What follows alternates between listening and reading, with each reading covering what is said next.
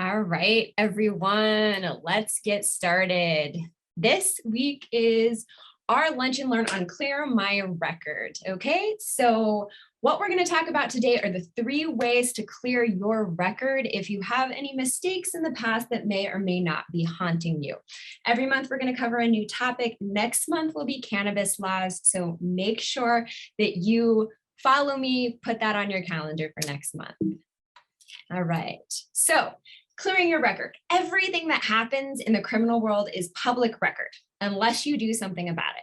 So if you got a traffic ticket, it's public record. If you are arrested, it's public record. Any court hearings that happen, anytime you're in jail, any probation violations, literally anything that happens that has to do with law enforcement, that is public record. So clearing your record, you don't even have to pay for a background check for someone to see your criminal record. And that's what's so scary, because sometimes we get in trouble as kids or young adults, college kids, whatever, or we get accused of a crime that we didn't commit. What happens is that stays on public record unless you do something about it. So every county and most municipal courts have a public database. Many of them are online. You just need your name, date of birth is helpful, but not required. Let me give you an example. Since I practice law in El Paso, we're going to use the El Paso County Case Search Database. Okay, most counties have something exactly like this. It kind of looks the same, except it may say, Travis County Case Record Search. Okay, so you can click on any of these things, and it's casesearch.epcounty.com to get to this one. All right, just regular internet. Don't need a password, don't need an account. If you want to search for that new boyfriend or the guy that you're going to be on a date with soon, you can do that to see if they have a criminal record. What I use it for is if we screen employees or things of that nature, you can use that as well. Okay, most employers do full background checks, which I'll get to in a minute, but the least they could do is go through this El Paso County Case Record Search. So I'm going to click on criminal case records. You can do civil and family records like divorces, and then also jail and bond records. So you go into criminal case records, and a drop-down menu is going to show you can search by case number if you know it. Most people don't know that. And then name and date of birth. So I just put in a random name here to show you this as an example, Joe Ramirez. So you're going to click search at the bottom, and here's what's going to happen.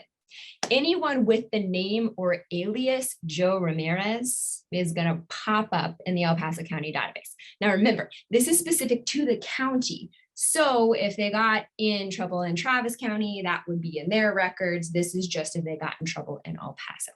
So you see all kinds of people here, and I'm going to click on this case right here. All right, so that's what's on the second half of the screen. So you can literally see every single thing that happened in someone's criminal case online with very little information whatsoever. Okay, that to me is scary.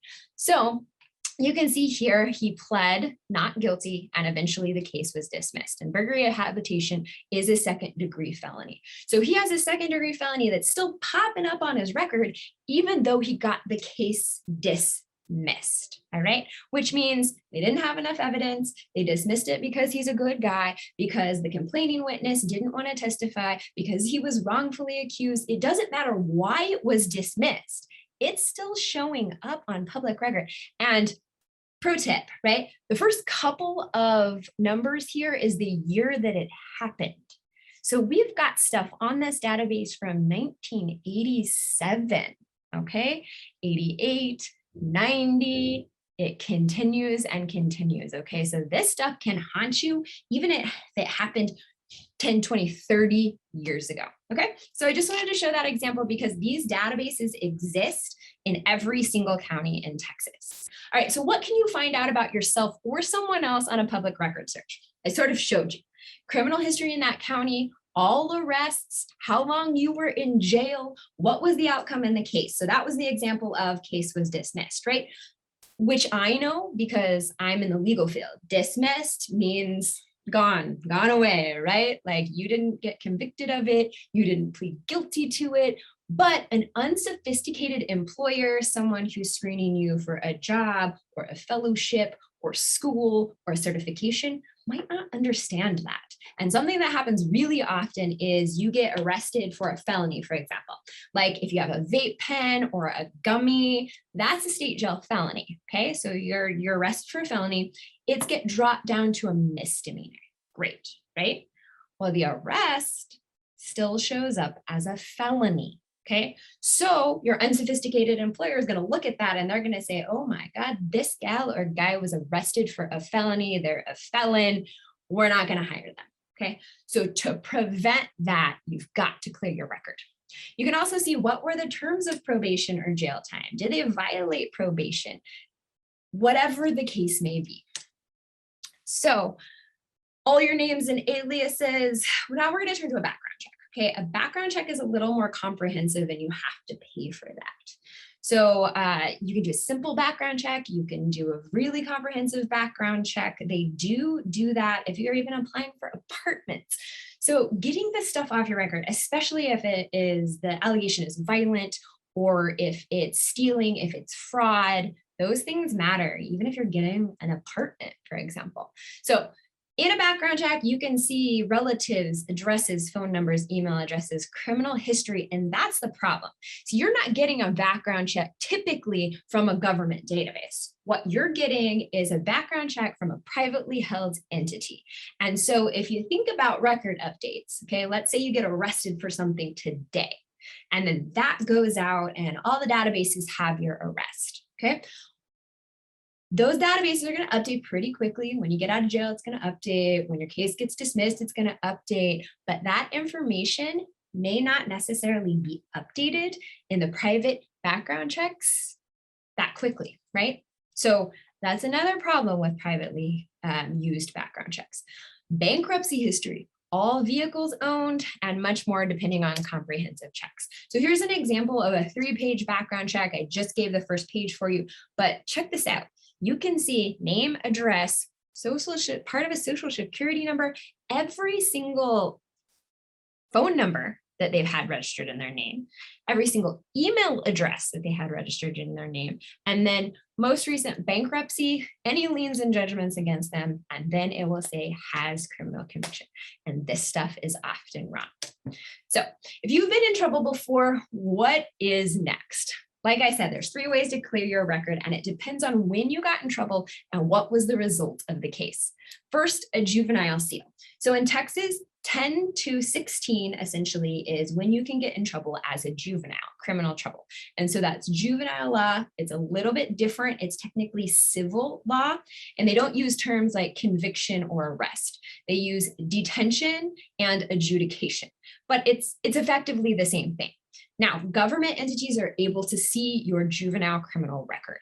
So if you get in trouble as an adult, they're going to see, oh man, that person's been in trouble 3 times as a juvenile. If an employer does a background check, that juvenile record is not necessarily going to come up, but it's still good to clear, right? Technically, they can't use your juvenile record against you in court, especially like if you're testifying. They can't say, no, you've been in trouble before as a juvenile, even if you were adjudicated, but still get it out of there. Don't make it a question, because people are very, very, very judgmental when it comes to mistakes that were made as a kid. The second is an expunction. That happens if your case gets dismissed outright or because of PTD or some sort of program. And then the third is a non-disclosure, which is where your case gets dismissed if you pled to deferred, or in some cases, convictions. So juvenile seals, I'm going to go through each one of those pretty extensively. And then, so if you're watching this not live later, then you'll understand the steps and whether or not you're qualified. But it is always best to just give me a call or shoot me an email. We can figure it out pretty quickly whether or not you qualify. So juvenile seals apply if you got in legal trouble from ages 10 to 16. Once you turn 17, you're an adult. Now, sometimes they qualify juveniles as adults. Those are typically the cases where you're not going to end up with a seal anyway. So we're talking about somebody that got caught with some weed, allegedly beat up their brother, stole something from school, damaged some property, those kind of things, not serious sexual assaults, things like that. Okay. But if you were acquitted of those, you get a seal. Applies if you pled true to the alleged crime or did probation or some kind of program. Applies equally to felonies and misdemeanors. The waiting periods are just a little different. And just so you know, you can't publicly search juvenile records like we just did on the adult records, but they do appear on your rap sheet if you ever get arrested or anything like that. It's going to be in the database. 3 steps to juveniles that are the easiest one. Find out what's on your juvenile record by contacting the courts. You can do that yourself, or we can do that as your attorney. You file a petition to seal it, and then there's a hearing in front of a juvenile judge. I have not seen a judge deny an order for a juvenile seal, but we do a lot of vetting beforehand to make sure that you qualify, so you're not wasting your time and money sealing that juvenile record. What does it do? It completely eliminates that juvenile record. It seals your record and returns you back to the status before you ever got in trouble. And that's the point of clearing your record, is it returns you from this point where something is on your record back to the point before you ever got in trouble. I call these like magic erasers because you can answer no to whether you got in trouble. Expunctions. These are my favorite. These are literally the magic erasers. You can qualify for an expunction under a lot of different circumstances. Your case was dismissed. You were arrested but never formally charged. For some reason, they arrested you for something. For example, DWI, right? They arrest you for DWI. An arrest only requires probable cause. So that's, facts that lead an officer to believe that you're intoxicated. Then they take your breath sample or your blood sample. Blood gets shipped off to DPS. It comes back, oh, it was 0.06, which is under the legal limit. And they're looking at the video and they say, well, I don't know, didn't look that drunk, or it was a weed DWI, and I don't know if I can make the case. So you were never formally charged, but you were arrested. Okay, that arrest is still going to show up, even if you never, ever, ever went to court. So that's why it's crucial to get rid of these charges. If you were acquitted, you are entitled to an expunction. It is automatic, must be signed if you do that within 30 days of your acquittal. Sometimes attorneys forget to do that if they get a not guilty verdict and you end up with that on your record. Yes, I've seen a bunch of people who have been acquitted by a judge or jury that still have the arrest and the charge on public record because their attorneys failed to do their job.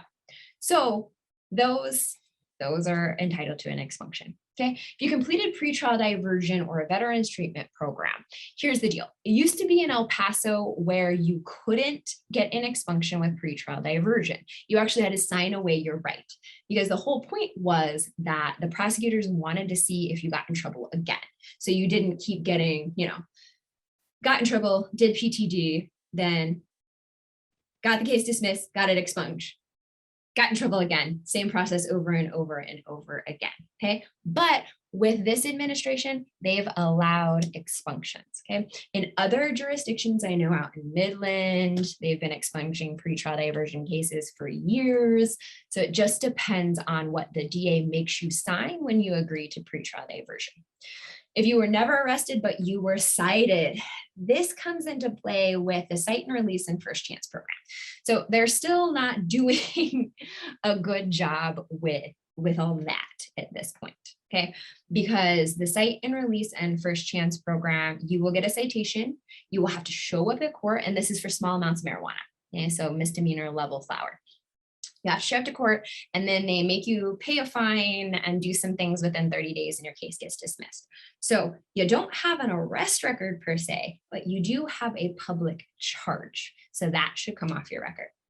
If you got deferred probation on a Class C misdemeanor, so these are your public intoxications, your drug paraphernalias, your Class C assaults, tobacco, providing tobacco to a minor, things like that. Any kind of Class C, if those are dismissed, they can come off your record. If you get deferred probation, that can come off your record. Okay, and then just one little caveat, you must wait until the statute of limitation runs or get a certification from the district attorney's office. So that's why it's important to have a lawyer, is because we know where to go, how to navigate these things. But in theory, you can totally do it yourself. What if you got arrested for multiple charges? So the law recently changed here. The Court of Criminal Appeals, which is the highest court in Texas, well, actually, it's the Supreme Court in Texas for civil cases, excuse me. But you were arrested for 2 misdemeanor cases at the same time. One case was dismissed, you pled guilty on the other. You can now get an expunction for the one that got dismissed. It used to be that everything you got arrested for at the same time, then you would have to be screwed, right? And be on your record forever. Okay, now that's not the case. The law changed. Your case was dismissed because you pled guilty to a felony. Now, the law is still a little gray on this, but I've been trying it. I've been filing those expunctions petitions, so to be determined on that.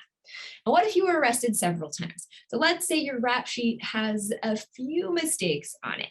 Each time you're arrested is a different opportunity for you to get an expunction or a non-disclosure. All right. So just because you're not a first-time offender doesn't mean you can't get some of that stuff off your record. And then if your attorney was smart about what they did and thought way ahead and was like, what does this mean for the client in the long term, then you should be set up well. Okay, so each arrest, each charge can be different. Okay,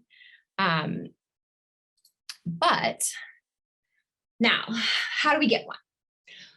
Look up your record and see what charges qualify. I would just do a public search for that. Then file a petition for expunction, pay a filing fee, set the hearing, and review the county attorney's answer.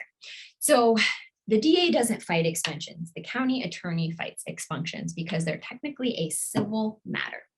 And so the county attorney will file an answer and say, okay, we agree that person is eligible for an expunction, or they're going to say nope, and they want to fight. All right. If it's agreed, it's a lot easier.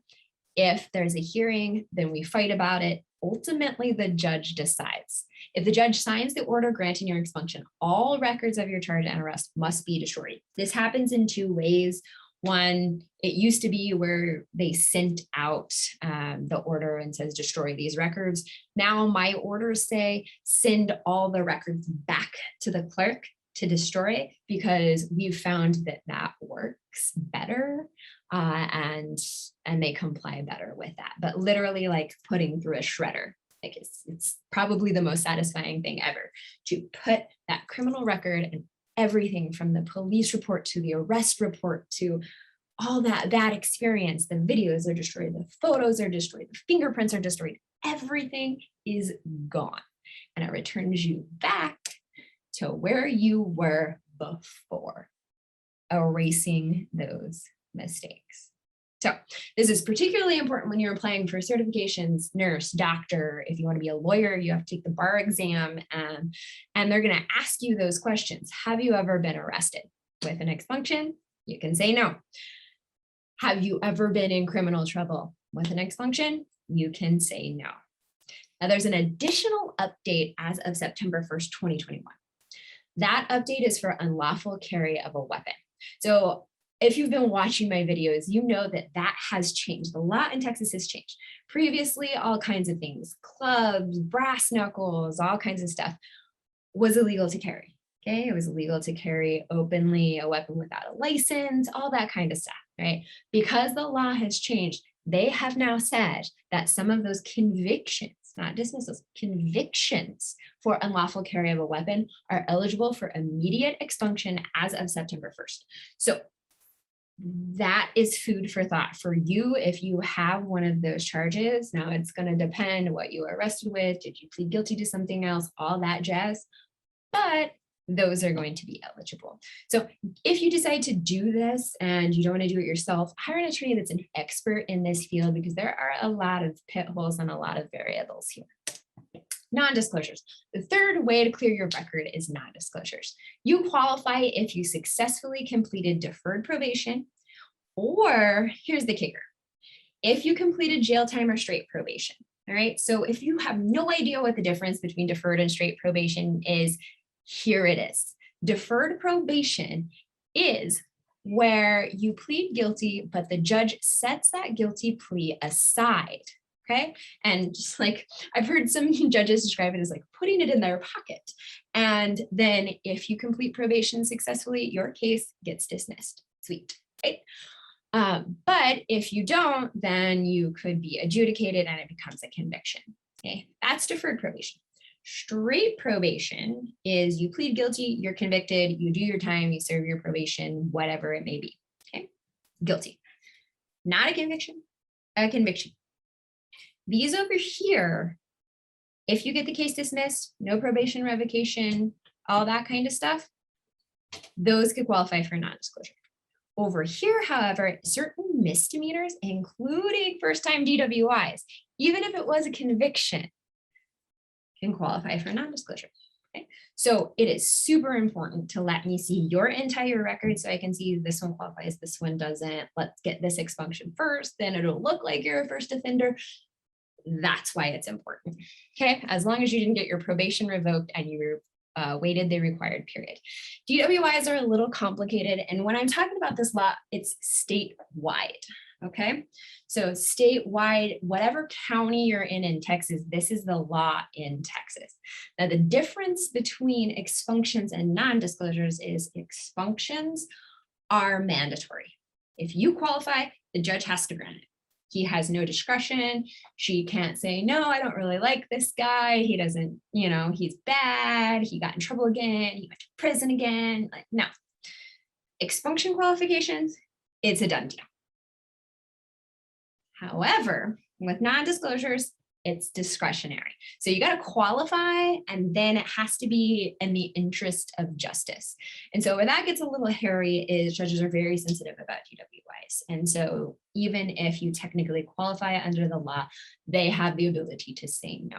So making a good case for that would include, you know, this is preventing me from getting the job I want, or I interviewed to be an Uber driver, for example. Like, you're not going to get an Uber job with a DWI, even a DWI arrest. Any pending case, Uber is not going to hire you. Okay, typically, I've had several clients say that. So that's why it's so important. All right, how do I get one? This one's a little bit more complicated. See, if you qualify, request a non-disclosure, pay a filing fee, set a hearing, and then you have to wait 45 days. So technically, a judge doesn't have to have a hearing on the matter unless there's an objection or opposition from the state. So my best practice is we file it, we wait 45 days, we see what the state says. If they don't oppose, then the judge, I can submit it to the judge without a hearing. If they do oppose, or the judge wants us to go before him or her, then we have to do that. Now, non-disclosures aren't that magic eraser, but I kind of describe them more as like a cover or also kind of a seal. If the judge signs the order, all government organizations cannot disclose your record to anyone. So if a private entity pings DPS and says, hey, does this person have a criminal record, they are required by law not to disclose that information. Okay, so that's the benefit. Now, DPS is still going to be able to see that you were arrested. Same thing. If you get a non-disclosure and then get in trouble again, the El Paso County DA is going to be able to see that information, but any private entities that don't have government access cannot tell anyone about it, which means all that stuff comes off public record.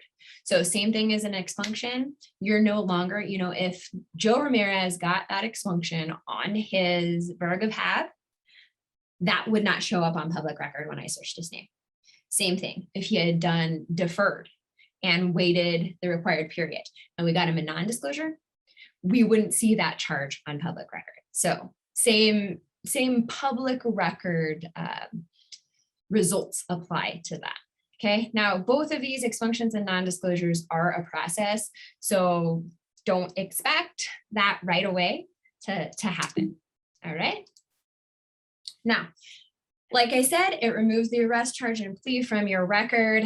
Only difference is if a private entity, let's say I'm interviewing and you got a non-disclosure on a criminal charge and I ask, have you ever been arrested? Answer is no. I ask, have you ever pled guilty to crime? Answer is no. But if you're applying for something like Border Patrol or something like that, then you are going to have to cop to that arrest or plea. Okay. Now, I'm opening it up for questions. If you do not have any questions for me, that's totally fine. However, this is my email address. You can email me directly, or you can email the info@saralawpllc.com. Also, you can go to my website, which is saralawpllc.com, and it has a link to Clear My Record. Clear My Record is a site that I set up to kind of give you an easy way to enter all of your information and then go in there and answer my survey. So let me do that real quick for you. All right, so this is my little website, okay? It's clearmyrecord915.com. And so what you can do is see if you qualify here. So it talks a little bit about everything that I've talked about already, some FAQs here, but see if you qualify. You can actually go in here and put your information into the intake form. And then what happens is once you submit it, then I can pull up everything, and it's an easy way for you to enter the information online, kind of get an immediate response of like, I don't think you do, or yeah, you might qualify, and we'll give you a call back. You don't want to schedule a consultation or something like that, that's fine. Just put in your information online, okay? Some of the most common questions that I do get are about, if you have multiple charges, if you got in trouble in another county. I've had a client he was out in oil fields, got in trouble in Midland, then came back in here, got in trouble here, got both cases dismissed. You would have to file those petitions in both counties, and those judges would grant your expunction or non-disclosure. But it's possible to take a pretty long rap sheet with a lot of problems and clear it out. I've done it so many times. This year alone, we've had about 40 clients who have benefited from our services and getting expunctions. So if you want to be one of those clients, look me up, or it's absolutely possible to do it yourself. There are petitions online. Just make sure that you're really thorough and know what you're doing when you're answering those questions, because these are legal documents, and whatever you say on a legal document, you're going to have to swear to. So got to be the truth, got to be accurate. Then you'll have to represent yourself in court. So I hope that you learned a ton. Thank you all for your time. And then if you need me, email me or give me a call. Right. Take care.